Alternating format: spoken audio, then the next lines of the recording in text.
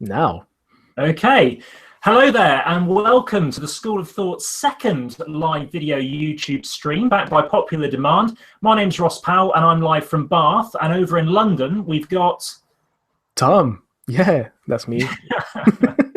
Well, the wonders of technology. We're back live again on YouTube. Thank you very much for tuning in. If you're tuning in live, if you're watching the recorded session, then fantastic. Hopefully you can get something out of this. Hopefully you can enjoy.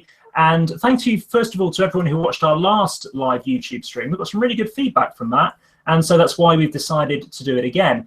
Just thought I'd start by giving a bit of an update, really, as to where we are as a YouTube channel. We've been online now for 3 months, so we're still a baby, really, in YouTube terms, but we're pretty happy with how things are going. We've had lots and lots of views on our videos. I think our most popular one, according to the viewing figures, is the very first one we did, which is the one we filmed down in Brighton. I think it's on about 180 views now. I think we're about 180 and 1,000 in total, I think. Yeah, about pretty good. Today. Yeah, we've had some very good feedback on the Love Mondays video as well. That's been doing pretty well. And we've had lots and lots of other kind of thought nuggets, which we've been tweeting out sort of once a week or so, which are just quick little videos, but are doing really well. And we've received some good feedback, and it seems like they're making a difference, which is really good. Yeah, that's the whole point of this channel and those videos. You know, we're trying to, get our 2 cents of knowledge and motivation in the ocean that is YouTube. It really is an ocean, isn't it? There's just so much. There's so much out there. But, I think we are trying to make a difference. And from the feedback we've got so far, it seems to be going pretty well. So thank you to everybody for tuning in. And thank you for watching. Coming up in this live stream, we're going to be talking about 3 different topics. We're going to be covering success, and specifically, what is success? Because success is different for a lot of different people. I've actually been working as a teacher quite a lot over the last couple of years, and it's true that you can't expect everyone to hit the same heights. For a lot of people, success means different things, and we're going to be covering a bit about that. We'll also be talking about how will you be remembered, which is quite sounds like a huge thing, but what's kind of inspired that is that a lot of well-loved and well-remembered people have sadly passed away in 2016. And we did a video, I think it was about a month or so ago, just kind of detailing all the really well-loved people that have passed away, and they'll be remembered for years to come. And what are you going to be remembered for? You don't have to be remembered as a grade A pop star like David Bowie, or a great sportsman like Muhammad Ali, who's passed away since we made that video. But you want to be remembered for something, and hopefully something positive. So we'll be discussing that. That's a great and kind of meaningful subject. So yeah, quite interested in talking about that one. See where you got. Sure.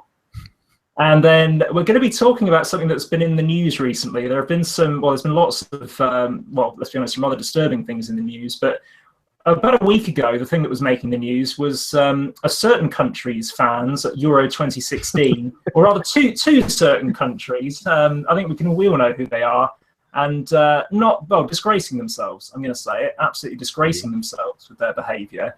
And I won't let it turn into a rant, I promise, but we just thought we'd try and explore what leads people to behave like that. Because, let's face it, England have had a reputation for this for a long time.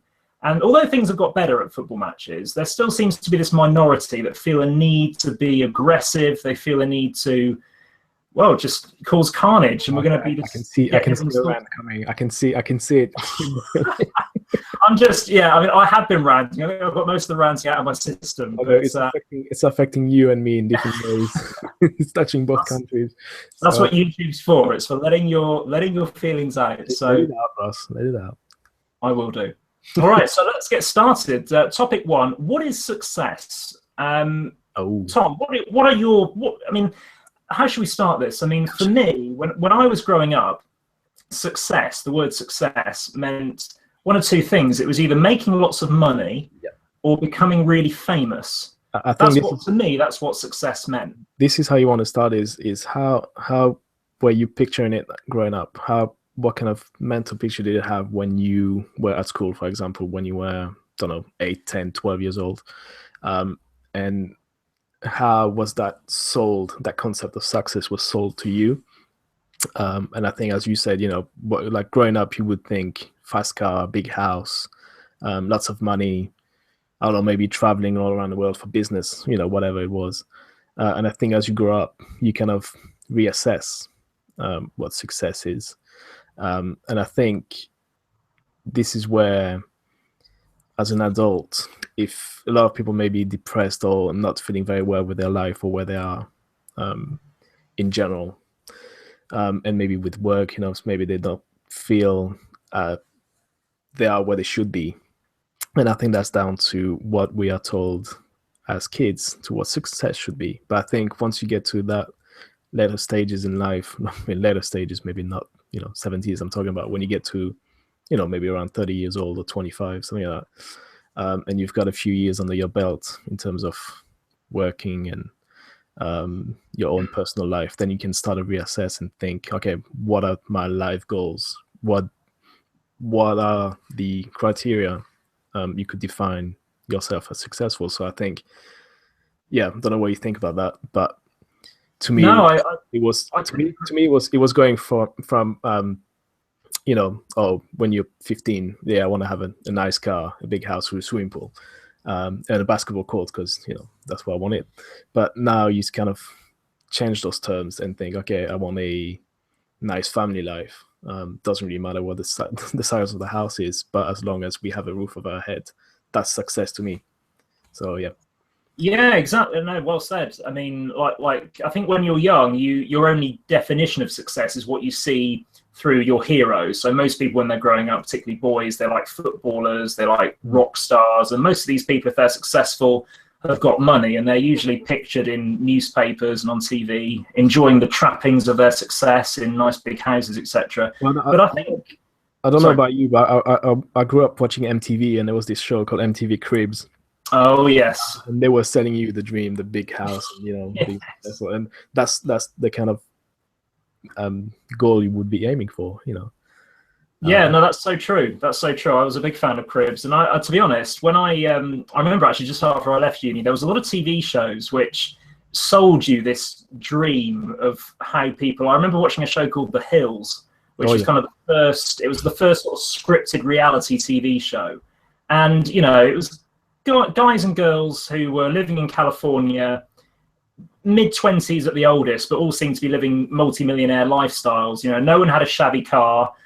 Everyone was stunningly beautiful. Everyone had all the girls seemed to work at Vogue, even though they were like 20 years old and probably didn't have the qualifications to work there. But but you're being sold what you think is success. But I can guarantee these people have just been plucked out of obscurity for a TV show. And I think in terms of like the way you were saying, Tom, the way you can mature on this is that for me, like having worked as a teacher, we can't expect every kid to get straight A's. It's just not going to happen. But a young person or a child who's, say, started a fairly low level in their maths, for example, and by the end of the year has actually made lots and lots of progress, may not have achieved the top grade, but has gone from being, I'll just use the expression like an E grade student up to a B grade. That is success. That's a massive jump. You've made massive progress. And some people, they don't get dealt the best hand in life at the start. They may have a chaotic family life. They might have, parents with, they may not have both parents around, or their parents may not have the greatest parenting skills. And if you can come from not the best start to actually, running your own business, I use that example, and just providing for yourself, then that is a success story. And just because we don't hit the heights of, the sort of people that are in the magazines financially, doesn't mean that your life has been a waste. That's what I think. You have to think about where you've come from, where you're trying to get to. And I think that's a good thing. It's a good thing to have a goal in mind, because if you know what it is you want, like say if you want a house, and then when you get your house, if you want a house with 5 bedrooms, for example, you know what you're aiming towards, and you can see if as long as you're moving towards that target, then that is success. I had that discussion with someone I used to work with, who we were talking about what he was considering to be a success, or to be successful.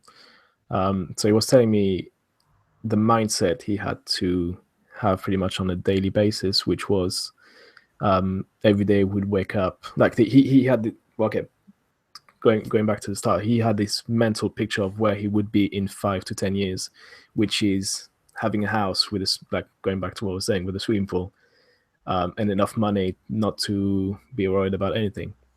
That was his goal. That's why he would consider being successful, which is fair enough. You know, we all have different aims, different goals. Yeah. And he said every day he would wake up at 5. He had a newborn kid. I think it was like, not even a newborn, but like 6-month-old kid. And he said every day he would wake up at 5, go for a swim for an hour, come back, give the baby the bottle or something so his wife could sleep. Then head out to work around 6:30, get there at 7:30, like a full hour before everyone else would be in. And he would do everything that needed a lot of concentration for that hour. And then he would then, you know, work through his schedule throughout the day. And then it was the only thing that would keep him motivated. Not that he hated his job. He actually liked it a lot. I wouldn't say love it, but he liked his job. It was that mental picture he had of success, of him with his kid and his wife in that house. So, and I was asking him, like, what do you think you're successful right now? He was like, no, I won't be successful until I've got the keys to that house. And I walk in and I see this big living room, this big sofa, you know, a massive bedroom. Then I'll be successful. So yeah, it's a state of mind that you have to have. And as the key point here is to set yourself a goal, and then work towards that goal. Yeah, no, for sure. I mean, that's you have to set what's success. Yeah, it has to be in your own terms, really. Yeah, not what society and people around you are considering or what they're expecting from you. It's what you have to say. This is what I want, basically. Yeah, that's very well said. I mean, I was watching a video actually the other day from Tony Robbins, who, if you haven't checked him out, go and check him out. He's the absolute don of what we do, as far as I'm concerned. He's a very motivational speaker. And he was basically saying, he was a video saying that you have to define exactly what it is you want, you know, and not just in terms of like money. You know, think about what your health is going to be like. What sort of body do you want? You know, do you want to be a fit and healthy person? If so, you're going to have to do certain things to make that happen. Have a think about how much money you want to earn. Like, don't just say lots. Actually think, like, how much realistically do you want to earn? Because then you'll know how much work you'll have to do, what sort of job you'll have to get there, and you can stay on track that way. It's very easy to think you're working hard, but just be sort of running around in circles, but actually you're not really getting anywhere. As long as you've got a goal in mind and you're moving towards it and you achieve it, then that is success. Exactly. At what level? I think we've gone around that subject. Yeah, I think we've. Yeah, I mean, yeah. So just to sum up on that, I think it's define what success is for you. Yeah, and then that's it. As long as you can define it, and it's I'm not going to say a realistic goal, but something that is attainable. Obviously, if you're aiming for something quite, if you're depending on your situation, obviously there's so many examples we could give, but something that is within the realm of reality. I'm not saying like you don't want to be a big Hollywood star, but you don't know how to act. But by all means, give it a try. If you want to act, just act. What I'm saying is the cynical side of me would say plenty of people have managed to achieve that dream, but I probably shouldn't say we're not going to specifically considering. So yeah, think of a goal and move towards it. Indeed. So on to our next little topic. How will you be remembered? Now, this is quite a big thing to be discussing, but I think it's important at the moment because we're halfway through 2016, and a lot of well-loved and people who, I don't think it's too big a thing to say, some people who've actually changed the world to a certain degree. I mean, Absolutely. People like, I'm going to use the example of Muhammad Ali, who passed away about 2 weeks ago now.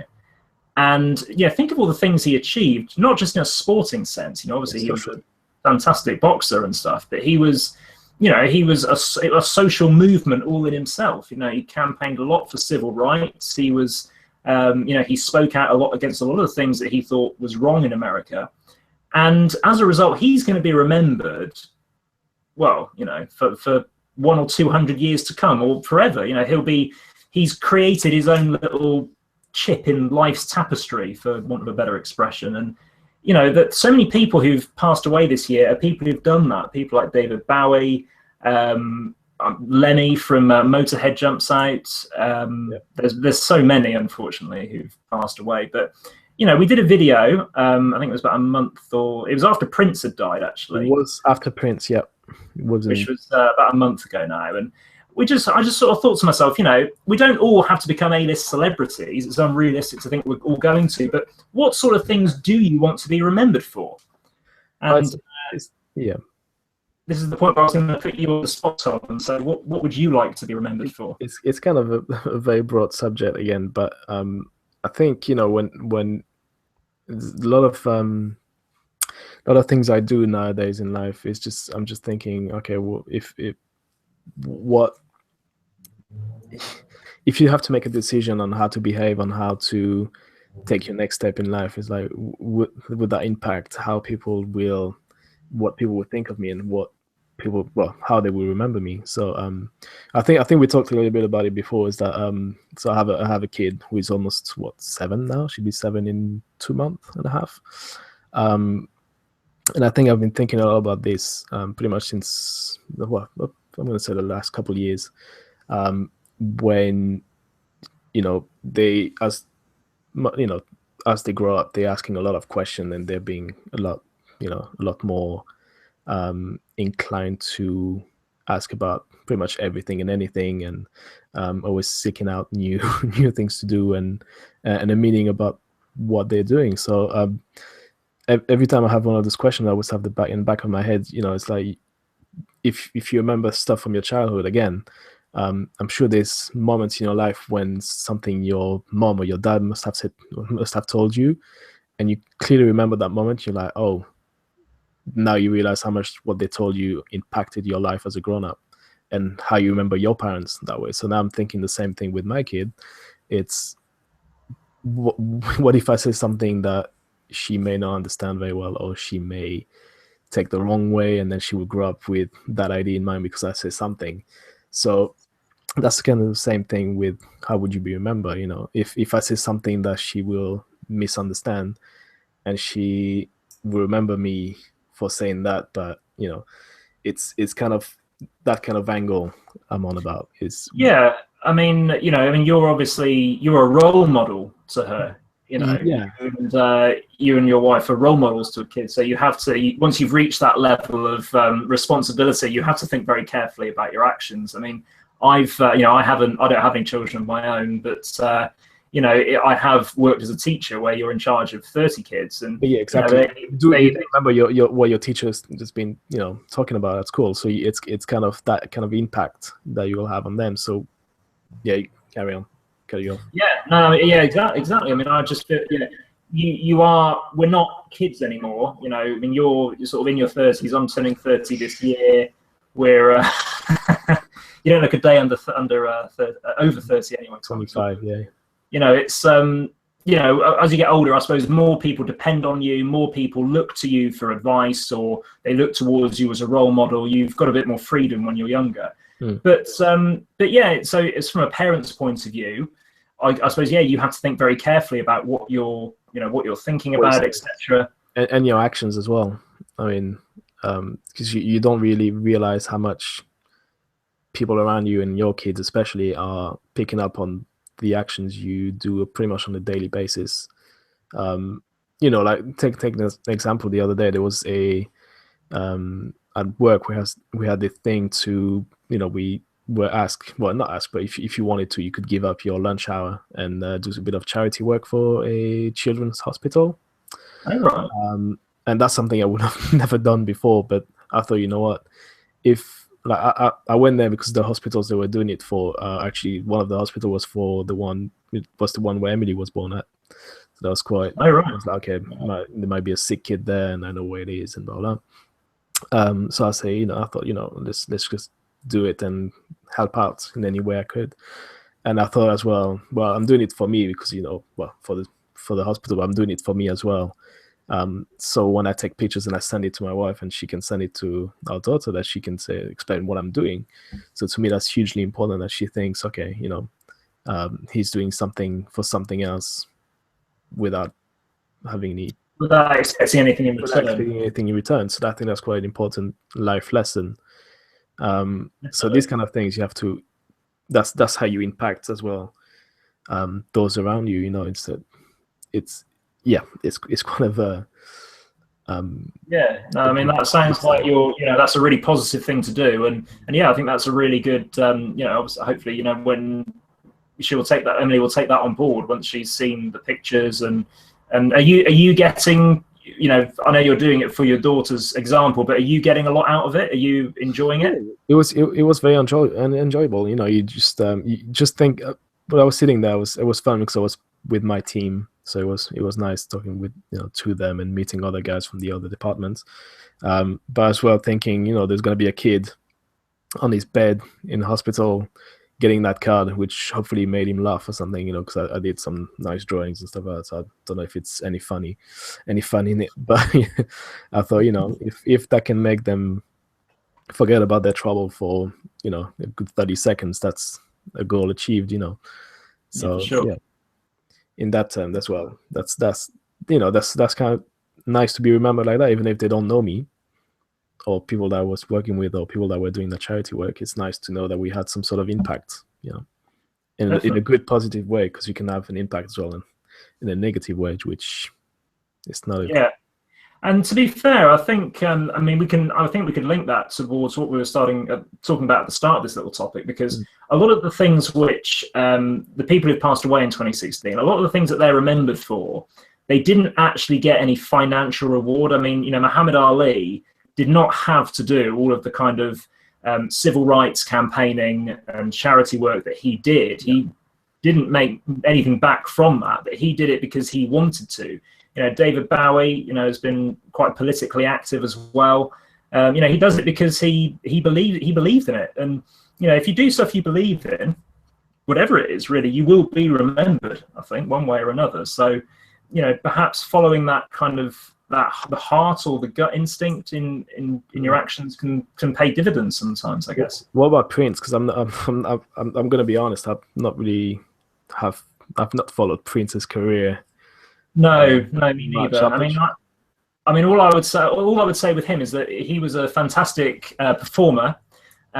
He, I suppose, must have tapped into something within to, be the musician that he was, and he was, a very flamboyant character, and perhaps you could say that he helped other people who, may have wanted to sort of, I don't know, come out of themselves a bit more. Perhaps he may have encouraged them to do that. So, I mean, a lot of people, when he died, a lot of people actually, did say that, he helped, he was my inspiration. So, he was. That's what musicians do. I mean, they help, they touch people in many different ways, I guess. If you're into their music, that's what I'm saying. I wasn't in any way, shape, or form, but I can appreciate he was a great musician. So actually, I'll tell you what, actually, he did inspire me in something. Is that I used to I've seen a couple of YouTube videos when he's doing a guitar solo, and you're like, oh geez, that's great. So he actually made me want to pick up my guitar again. And there we go. So there you go. That's a positive out of it. That's impacting people. Yeah, and because of that, you got to, a little personal story, you got to play at a certain wedding that we went to a couple of years ago, and you get shy when we talk about this, but you actually, it was great. People enjoyed it, and footage can be found online. I won't share the link. Yeah, we'll find a way. So yeah, no, exactly.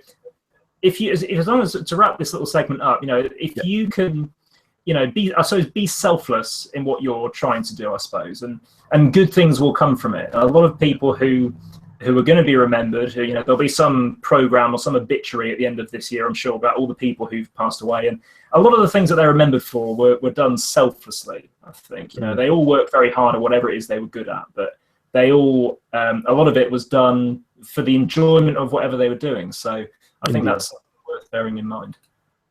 Good. Okay, now on to something which, well, perhaps the people who we're going to talk about next could bear in mind watching this video. Maybe they'll learn something. Anyone who's you don't have to be a football fan to know about this. Over the last well, for the last 2 weeks, there's been no. It was only last week it started. Last week it was just. It's been last Friday. The Euro 2016 has kicked off in France, Tom's home country. Started off with a very positive result for the boys in blue, and so the stuff on the pitch has been really good. But unfortunately, England and Russia fans were fighting quite heavily in Marseille in the lead up to their match on Saturday. And I mean, I've grown up watching England a lot in football tournaments, and France '98 it happened. There was a lot of violence in Marseille as well, if I remember. Yeah, same city. Yeah, I remember. I clearly remember that because there was a French policeman that is still in a wheelchair. Oh goodness! And he was very close to death, I believe, at some point. So, yeah, again, that's this ties up. It kind of ties up with what we were talking about before. What would you be remembered for? Again, that was the World Cup '98 was 18 years ago, and you still remember that. No, exactly. Well, England didn't do anything on the pitch. What I remember is all the fighting. It's two things I remember from '98 is that red card for Beckham. And the fights. The fighting. Well, and the France win, of course. Oh yeah, well, I'm talking for the England perspective. Yeah. I mean, first of all, the first thing I'm going to say on this is that I don't know Marseille. I've never been there before. I don't know if there's much to do. But if I got out to, you had the opportunity to go there, but what I'm trying to say is, if I had gone out to Marseille 2 days before the football match, I would have found something more positive to do than sit in a pub drinking for 2 days. I would have hired a car. I would have, even if there's nothing in Marseille that took my fancy, I would have driven out and found something to do. There seems to be this British mentality that, thing to do is to drink. To be fair, I mean, if you look at the Ireland fans, Northern Ireland and Ireland fans, they've been brilliant. I mean, I've seen lots of videos of them drinking, but behaving, just having fun with other fans from other teams. I even saw that video today of them, like a whole bunch of them helping an elderly couple change their tires. In the middle of the road, they just went, "Hey, let's go!" Just go and help. And they actually interviewed one of them. It's like, and he went straight, looked at the camera, and went, "Well, we just help that elderly couple change the tire. That's the difference." Meaning we can drink and have fun, and we don't have to destroy everything. So, certainly what annoys me. I know it's not supposed to be a rant, but we know, we're heading that way. Certainly, it was always on the cards. It's always on the card. Let's go.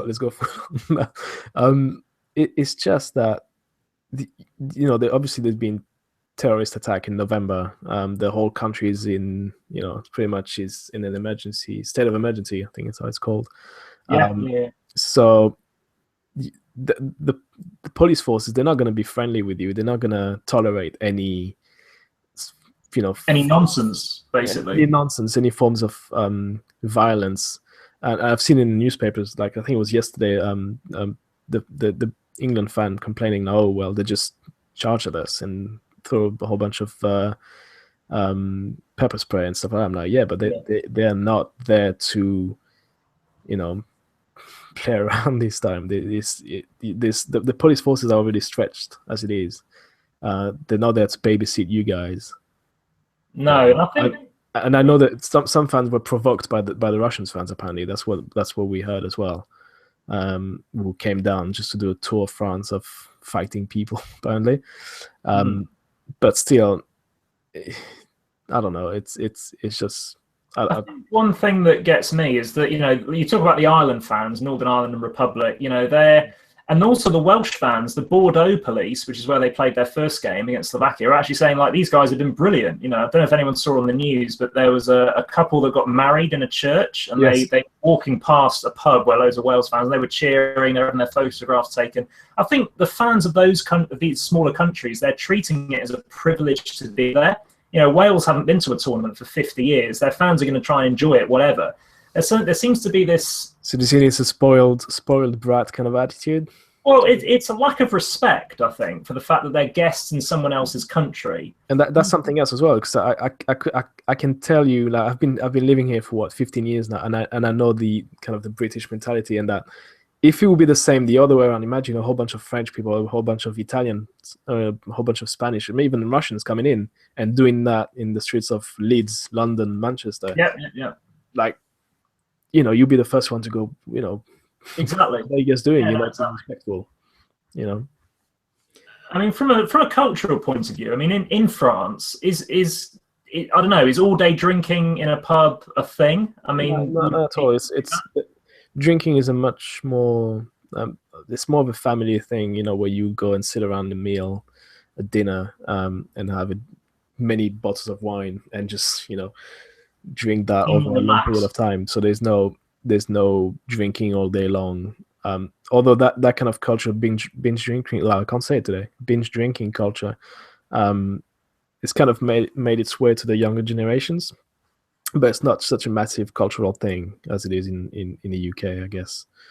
Yeah. So I think the people that are behaving like this, first of all, need to realise they're in someone else's country.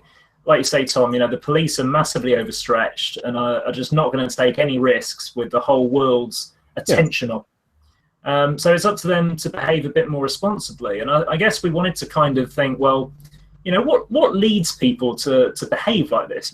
Is it arrogance? Is it a sort of feeling that they've got a right to just turn up wherever they want, or is it just, I don't know, just lack of having anything better not occurring to them that there's other things to do other than go and drink all day? And as I said, if I was there now in France, I'd be trying to make a holiday out of it. I wouldn't just be there to watch football and drink. I mean, what are your thoughts on that? I think it's fair enough if you want to go for a couple of drinks before the game and have a good time. Like, let's say in those couple hours before the game, then that's, to me, I understand that. And after the game, if your team won or whatever, just go for a few other drinks. That's fine. But certainly there seems to be quite a fair amount of fans that are just turning up there and just literally getting off the plane straight into a pub and then wait a couple of days before the game.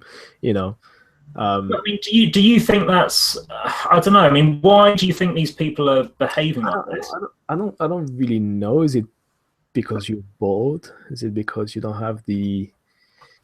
I don't know. It's a very tough one to kind of analyze. It's if you've watched the Football Factory, these people, it's like some of these people are just waiting for the weekend, waiting for the game to feel alive. I guess that's what it is. Maybe these people are bored in life and that's the only way they can feel themselves doing something, being part of something. I guess you'll be right there. I mean, there's a lot of people. I mean, I live in the city centre of Bath, and when I walk around the city centre, sometimes a lot of stag weekends and hen weekends come here, and they're on the drink all day long. I mean, fair enough, it's it's your stag party, your bachelorette party, whatever. But some people, they're out every weekend doing this, and you sort of think, there's other things you could do with your time, other ways you could spend your money. But I just don't think it occurs to these people sometimes, which is quite sad. I guess the lesson, if there's a lesson to kind of get out of this, it's don't be mindful of where you are, really. Be respectful of, I guess, just other people in general. Not even, would you do that in your own city? Maybe you would. Maybe that suggests you look at yourself. No, I mean, well, maybe they should take some note of the comments, the topics we've covered. Think, how are you going to be remembered? Oh, exactly. And, what are you leaving behind? That just always picture. That's the exercise. That's the mental exercise I do. Is, I know it's a bit grim, but you're on your deathbed. You're about to die. Yeah. Somebody's gonna write something about you when you're gone. There's gonna be a whole bunch of people meeting at the funerals, and the words are gonna be saying, "What are these people gonna say?" It sounds grim like that, but I don't know what you're thinking long term. What is your legacy gonna be? What are you going to be remembered for? Is it gonna be bit of a loser? Used to spend all his weekends fighting and spending his cash money on alcohol, and he's probably dead because of liver disease. Yay! Yeah. So again, it's to me, that's why I think this subject is quite interesting. Because it falls into the same category of what we was talking about just before. It's like, how would you be remembered? Well, how do you want to take the high road and be, respected like the Welsh fans are, or the Irish fans are, or just want to be feared, or even banned from actually going traveling anywhere? Because now I think there's a couple. You're saying there's a couple guys from Bath even though, or just that guy. Yeah, there was a guy from Bristol, I think it was, who was featured on the local news around here. He'd been deported from France, and I think he's been banned from travelling there for 2 years. And he's come back. His face is all over, I presume, local papers in Bristol, the local West Country news. There's no running away from that, is there? You can't. It's again, it's. What did that achieve in your life? Did that take you to, did that make you better? Do the people around you think you're awesome doing that? Yeah. And if you have a goal in life, how is getting the World Cup going to help you to get there? Maybe that's something. Yeah. Well, there's a life goal for them. Don't end up in jail or banned. Yeah, no, I think the English FA, should take this video and perhaps play it to the England Supporters Association. Let's tag them into the. Okay, well, that kind of concludes all that we were going to talk about. I hope you've enjoyed watching us. Thank you if you've tuned in live. If you're watching the recorded version, thank you very much. Before we go, we thought we'd just tell you about some of the things we've got coming up. We've got a Motivation Monday video, which is hopefully going to be ready for this Monday coming. I have to confess. He's ducking out. He's ducking out. It doesn't matter if it's not finished. We've got plenty of other ones which we can kind of recycle, because even though we may have made it a month ago, it's still going to be relevant. With these Motivation Monday videos, what I'd like people to do realistically, maybe because we've got quite a few of them now, is if you go to our page and click on the Motivation Monday playlist, you'll see all of our Motivation Monday videos. And, we've done ones on different topics. You might want to focus on a specific thing in your work life at the moment. So, we've done one about sort of, raising your standards at work. We've done another about, increasing your communication skills. So, that it might be best for you to pick one that might work for you. We've got 2 more thought nuggets coming out. I recorded them. I did one about following the England-Wales game, all about positive intent. Positive intent. I hope we can get that one out pretty soon. I went on a bit of a rant there about certain players. I guess that'll be the next one I'll be working on. So I'll make sure this one's out next. Probably before the next Motivation Monday. Because obviously, I was going to work on that one, but then it's Father's Day on Sunday, so I'll be out pretty much all day. Oh, brilliant. That's not happening. But the thought nugget should be on its way, I guess, in the next couple of days. That should be fine. Brilliant. And I think it's also worth pointing out that we are in talks at the moment with quite a famous and well-respected film director. Wait, you didn't sound that very well. Yes, you need to hype it up, yo. Yeah, exactly. Well, listen, I can't. I'm not going to give anyone any names yet, but we have got an international Cannes Film Award winning director who we're in talks with about doing a YouTube interview. So stay tuned, watch this space, and I hope we can make that happen over the next month or 2. We'd be like the game. We'd be dropping names every yeah. Exactly. I don't think this guy's on Twitter though, so he might not be. He should be. Surely. No, apparently not. No, apparently they're not the most tech savvy, I've been told. But which seems incredible that they're a film director. But anyway,